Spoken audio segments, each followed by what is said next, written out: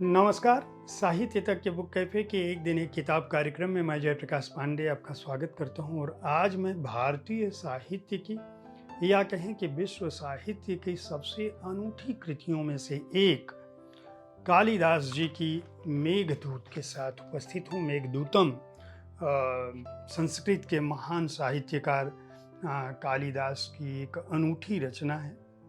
कहते हैं कि कालिदास जी ने आषाढ़ के पहले दिन आकाश पर उड़ते मेघों को देखा, बादलों को देखा और उन्होंने अपनी कल्पना से एक उड़ान भरी और इस महान कृति की रचना हुई। सिर्फ 115 श्लोकों का पद्य का यह ग्रंथ है जो विश्व इतिहास की सबसे महानतम कृतियों में शुमार होता है। दो खंडों में ये विभक्त है, पूर्व मेघ और उत्तर मेघ। पूर्व मेघ में 63 पद हैं, जिनमें 3 पद जो है बहुत विस्तार से हैं, जिनको 2 खंडों में विभाजित किया जा सकता है। तो अगर हम उसको 2 खंडों में 3 पदों को विभाजित करें तो 66 होता है। उत्तर मेघ में जो है वो 52 पद हैं और उनको अलग अलग छंद में विभाजित करें तो 55 उनकी गिनती होती है। खास बात यह है कि यह जो कथानक है, बादलों को देखकर तो कालिदास जी ने जब मेघदूतम की रचना की तो उसकी पृष्ठभूमि यह है कि जो कुबेर हैं, कुबेर सभी लोग जानते हैं कि धन धान्य के प्रतीक व्यक्ति हैं। वहाँ जो उनके सामंत और जो उनके दरबारी हैं वो यक्ष, किन्नर, गंधर्व। अब कुबेर की सेवा में लगे हुए एक यक्ष को अपनी प्रेमिका, अपनी पत्नी की याद सताती है और वो जो है उससे काम में लापरवाही हो जाती है। वो युवा यक्ष होता है। कुबेर जो है बहुत गुस्सा में होते हैं और उसे श्राप दे देते हैं कि तुम 1 वर्ष तक अपनी प्रेयसी से, अपनी पत्नी से दूर रहोगे।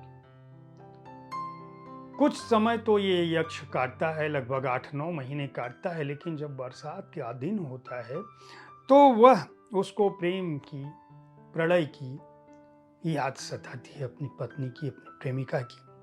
और वो यक्षिणी को जो है उसी बादल की मार्फत संदेश भेजना चाहता है प्रेम का।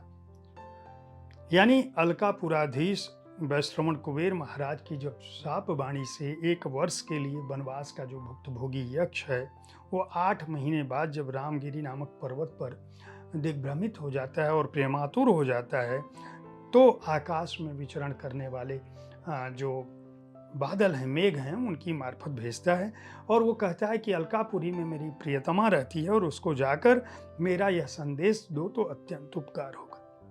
अब इस घटना को किस रूप में वो वर्णन करते हैं वह अपने आप में अद्भुत है और वही इस ग्रंथ की एक भूमिका। श्रृंगार का यह अद्भुत ग्रंथ संस्कृत की आप समझ सकते हैं कि 115 श्लोकों में ऐसा क्या होगा जो दुनिया का महानतम ग्रंथ कहता है इसको। इसका अनुवाद जो है, हिंदी अनुवाद कालिदास जी की महान रचना का की जो भूमिका है वह आचार्य महावीर प्रसाद द्विवेदी जी ने लिखी है और अनुवाद जो है डॉक्टर भगवत शरण उपाध्याय ने किया है।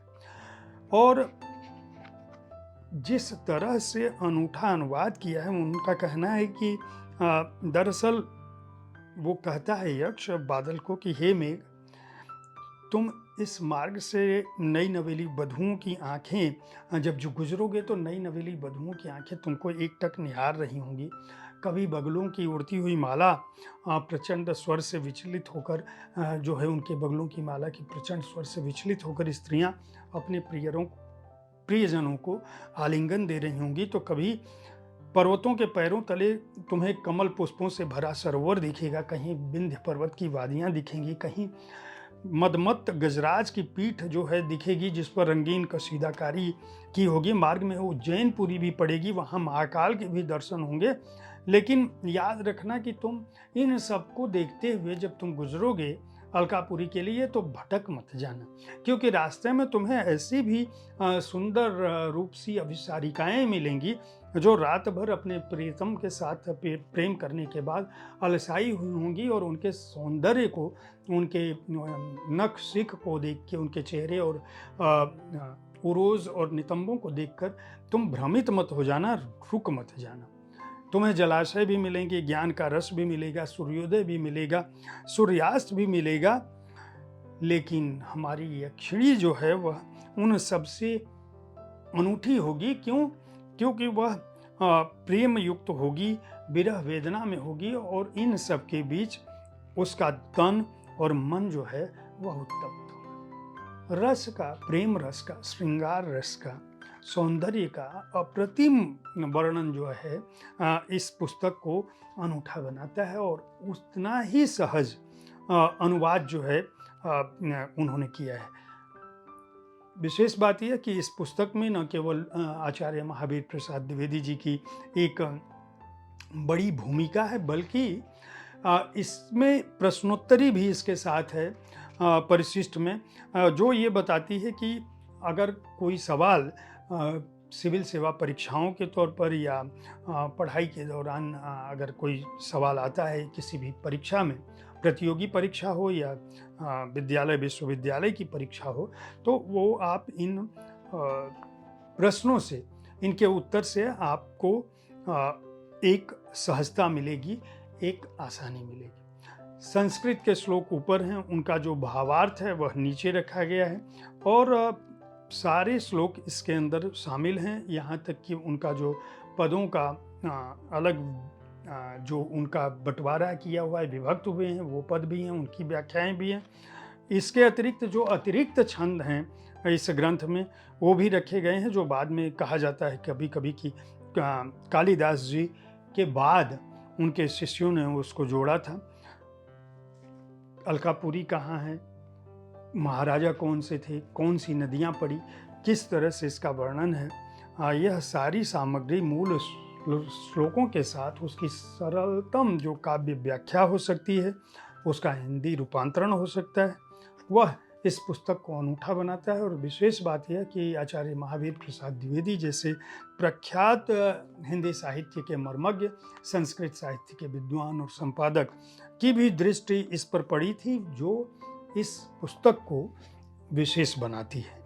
छात्र छात्राओं के लिए उपयोगी प्रश्नोत्तरी सहित कालिदास जी के मेघदूत को, उसके सरल हिंदी अनुवाद को जो पढ़ना चाहते हैं वो इस पुस्तक को खरीद कर पढ़ सकते हैं। कालिदास जी का परिचय, जीवन परिचय भी इसमें लिखा है।